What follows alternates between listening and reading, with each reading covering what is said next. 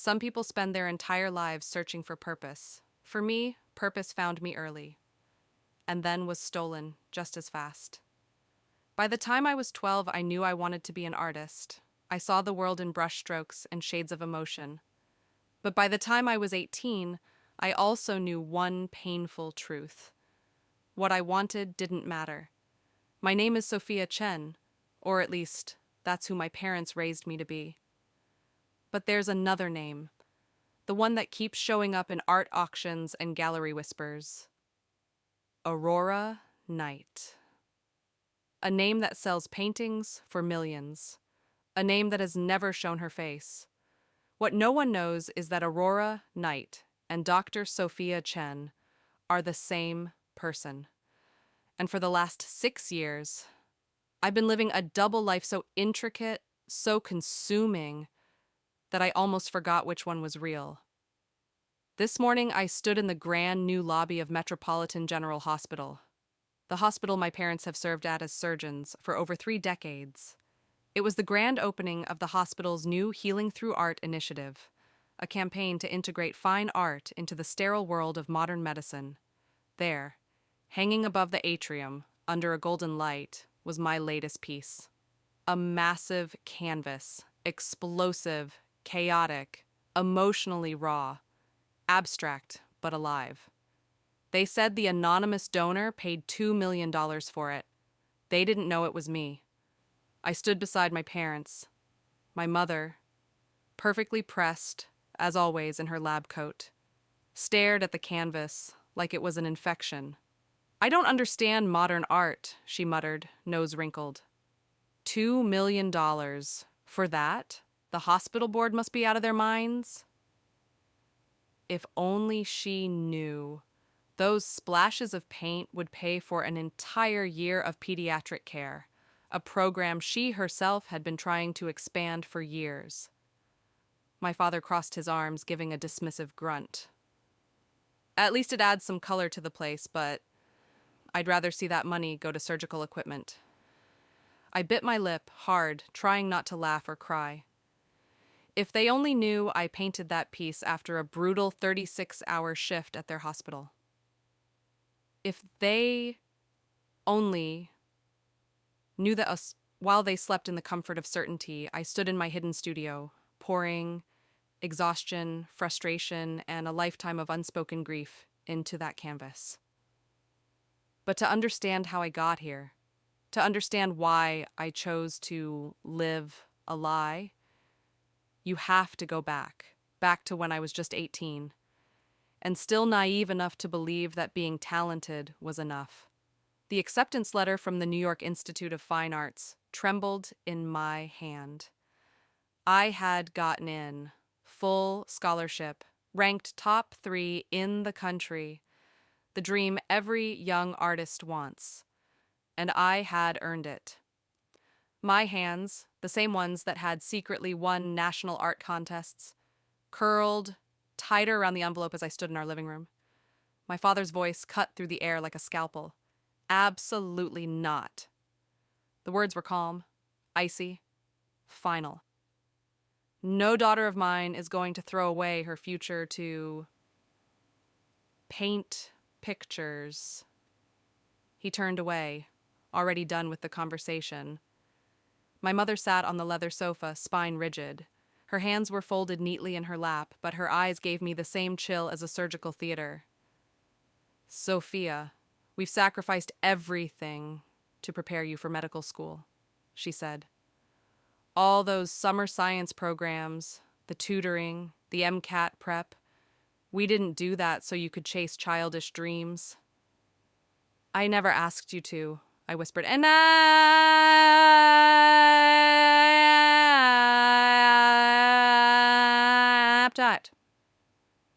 Art is not a career. It's a hobby. You want to end up like your cousin William, 35 and still living in his parents' basement? But I'm good at it," I said, my voice cracked. "I'm really good." My mother stood, adjusting her perfectly ironed blouse. "You're good at science, too. Top of your class. Perfect MCAT scores. That's not a coincidence. That's your calling." They didn't know I had already sold my first painting anonymously for more money than most interns make in a year. They didn't know I'd been approached by a gallery owner in Manhattan who offered to represent me under a pseudonym. But I also knew this. In their world, success wore a white coat. Anything else was failure. That night, I made the decision that changed everything. I declined the art school's scholarship, and I accepted my place at Preston Medical School, my parents' alma mater. But I also opened a new email account under a new name, auroranite.art@protonmail.com, and I wrote to the gallery owner, "I'll do it. But I need absolute secrecy. No photos, no public appearances. No one can know who I am, but I'll keep painting." His reply came within the hour. "A hidden identity? Intriguing. Mystery can be a powerful tool in the art world. Send me your next piece. We'll begin." And just like that, Aurora Knight was born. Medical school was everything my parents promised it would be: prestigious, demanding, soul-crushing. I studied human anatomy by day, memorized diseases by night. I learned how the body breaks and how doctors try to put it back together. But as I walked those cold, sterile hallways, something inside me cracked. I missed color. I missed movement.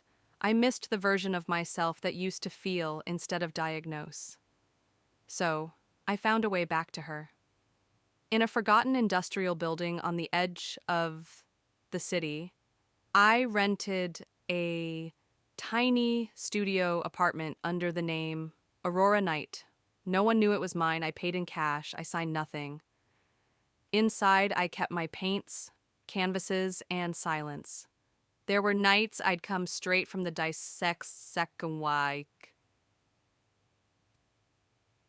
side lab still smelling like formaldehyde, pull off my white coat, and throw myself at a blank canvas like my life depended on it.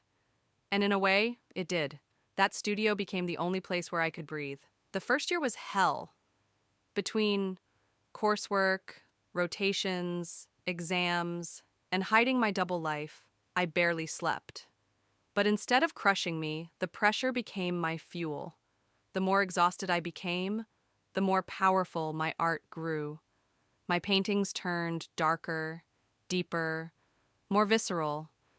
Critics described them as haunting, surgically precise, emotionally dissective.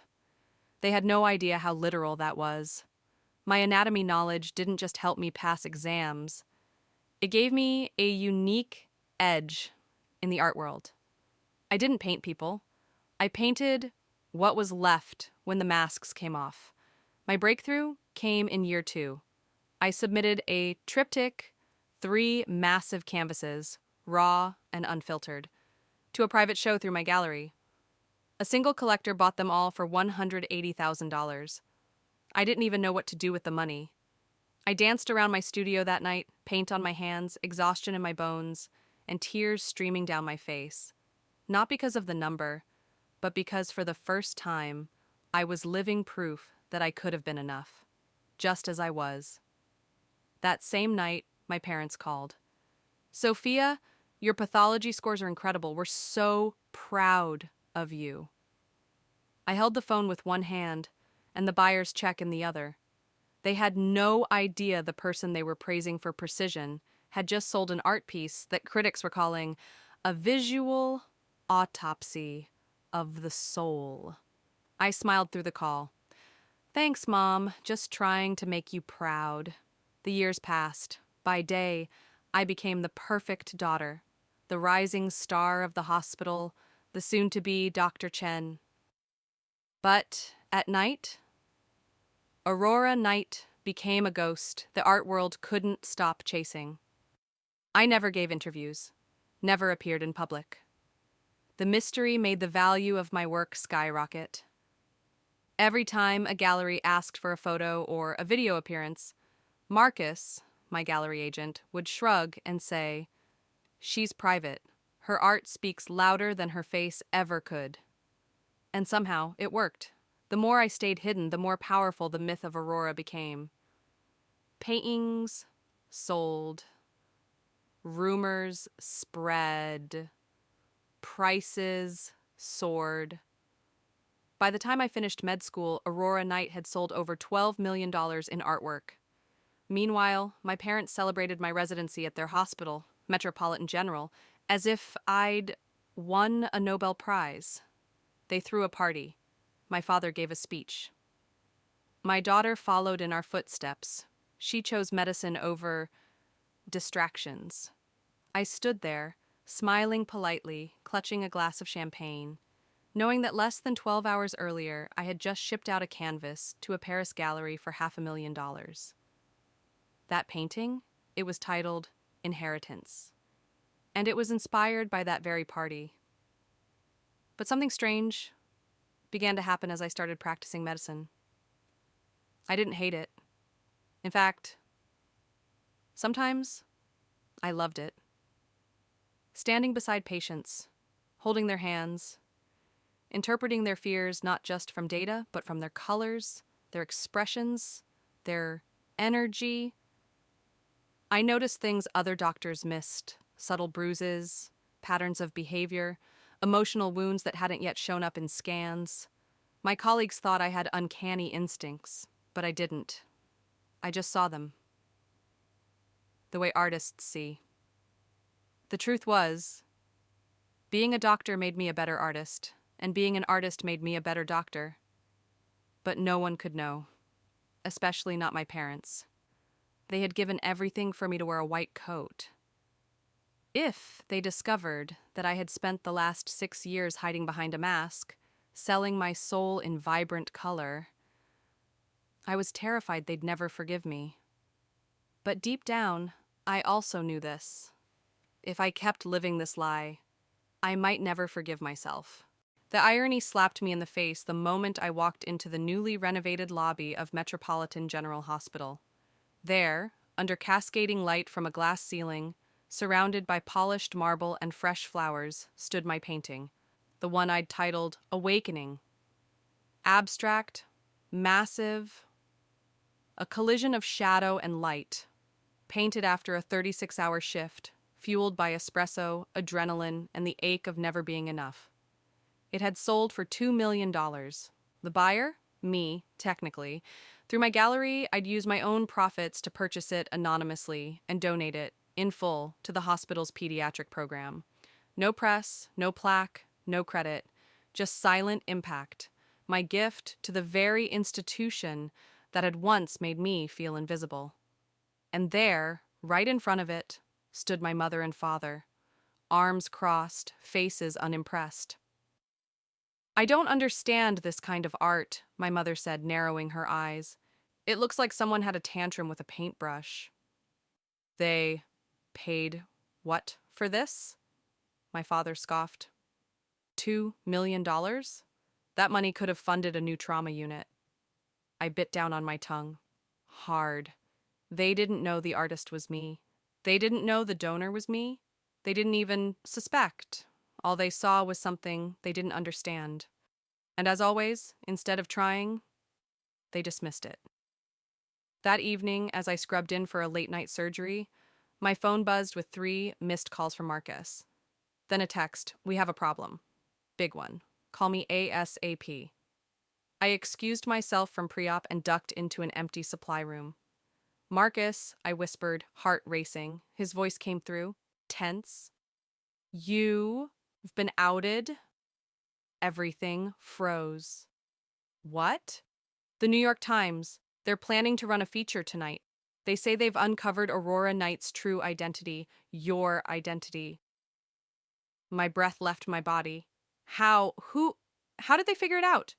"Someone at the hospital must have noticed. Your shifts always seem to conveniently fall away during Aurora's show dates. Someone started connecting dots." I pressed my back to the wall, sliding to the floor. 6 years of secrecy, of duality, of building walls between who I was and who I had to be, shattering in a single headline. "Can we stop the story? They're giving us 1 hour to respond, confirm or deny. If we stay silent, they run it." Through the narrow glass window of the door, I could see my parents still doing their rounds, moving together in sync, the way they always had. The perfect surgeon couple, the perfect surgeon daughter, the perfect lie.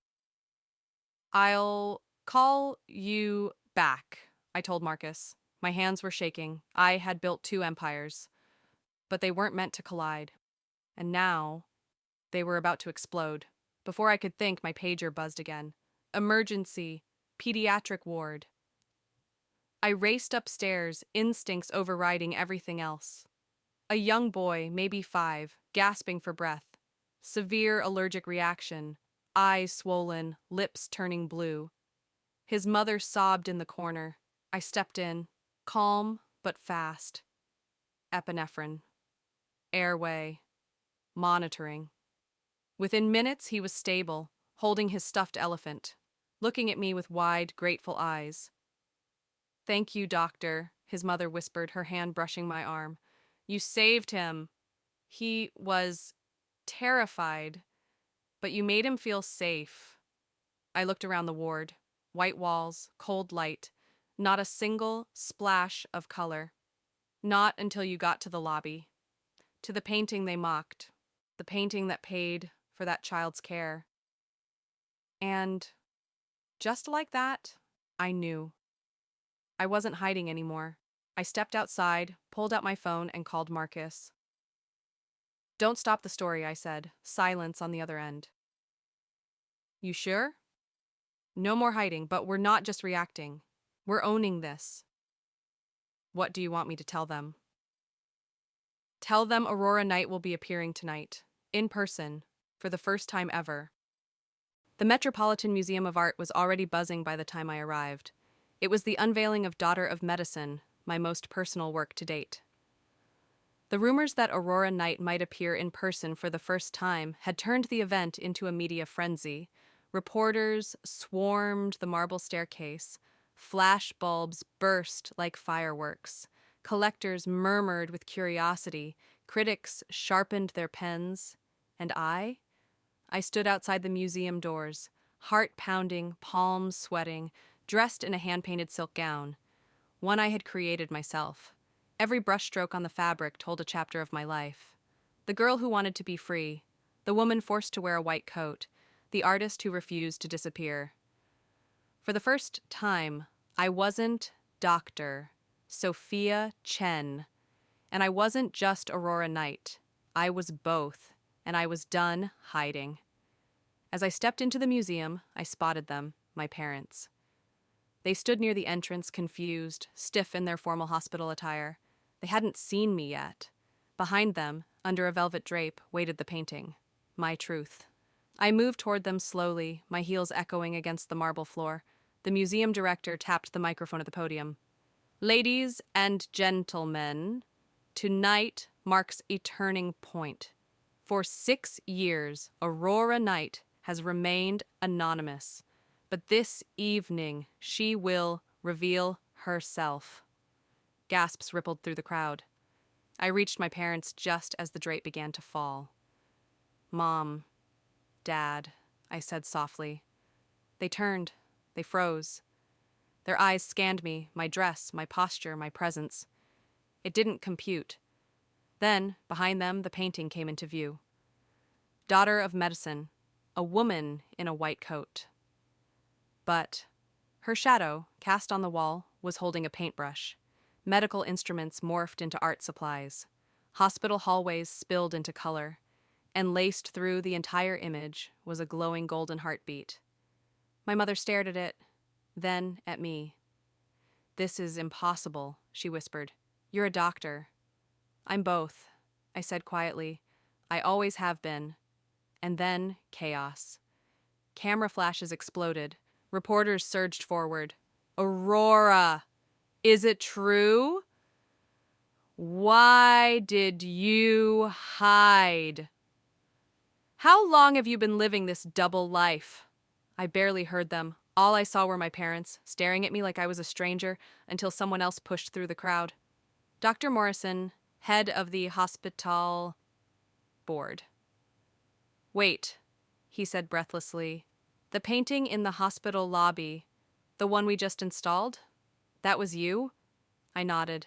He blinked. We have a problem.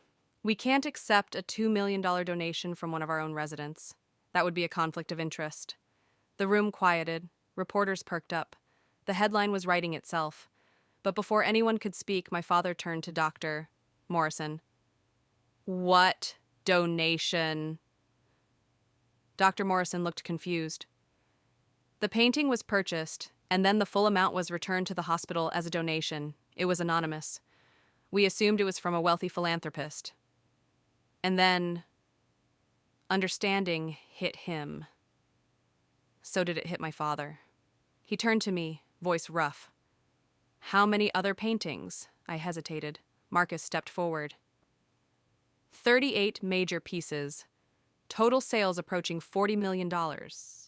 Aurora Knight is the most successful contemporary artist under 40 in the world. My mother staggered. An art critic nearby whispered, No wonder the work was so precise. She sees like a surgeon, but paints like a poet. I smiled. Actually, I see like an artist, and it's made me a better doctor.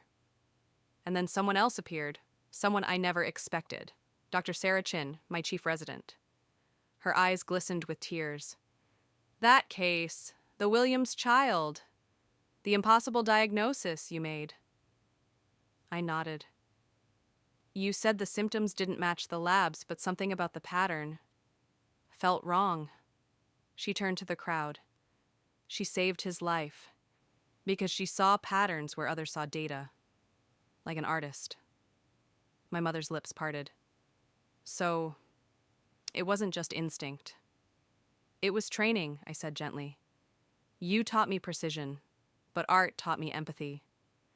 Together, they helped me heal more than either could alone. My father had been silent, but now he stepped forward. He looked at the painting. Really looked. The anatomy, he whispered. The proportions, the muscle lines, every detail is perfect. Because I studied your old medical textbooks, I said softly. I learned from you. He turned to me. His eyes full of something I had never seen before. Tears. All these years, he said, voice shaking. We thought we were teaching you to be a doctor, but you were becoming something more. My mother reached out, taking my hand. The painting in the hospital, she said, you placed it there because that's where you both pass every morning. I wanted to give you beauty, even if you didn't know it came from me. In that moment, amid flashing lights, whispering crowds, headlines forming, we were a family again, seeing each other clearly for the first time. And then Marcus approached, whispering, Sophia, the buyers are waiting. Bidding on Daughter of Medicine has already passed $3.5 million. Do you want to continue the sale? I opened my mouth to answer, but my father raised his voice. No. The entire room fell silent. This painting belongs in the hospital, he said firmly, where everyone can see what happens when you don't force someone to choose between two halves of themselves. I turned to him, stunned. Dad, it's worth millions. He smiled, a real smile, a proud smile, a tearful smile. So is my daughter. The story broke before sunrise. Doctor by day, art icon by night. Aurora Knight unmasked. Meet the surgeon who paints like a poet. By the time I arrived at the hospital the next morning, I wasn't just a resident anymore. I was a headline. A myth turned real. Some stared, some whispered, but others smiled. A nurse in the ER handed me a cup of coffee with a wink. Guess I should have asked you to paint the break room a long time ago. The pediatric floor had already requested a mural. The hospital board asked if I'd consider leading an art and healing program. And the best part? My parents didn't walk 2 steps behind me anymore. They walked beside me. That night, I found my father standing in front of the lobby painting, alone, silent, studying it the way he used to study x-rays. I was wrong, he said without turning. When I told you art wasn't a real career, I thought I was protecting you from disappointment. But I was really just protecting my own idea of success. I stood next to him. We were both wearing our white coats. You didn't stop me, I told him. You shaped me. You gave me discipline, focus, and an obsession with detail. I just used it on a bigger canvas than you expected. He laughed, genuinely, without walls.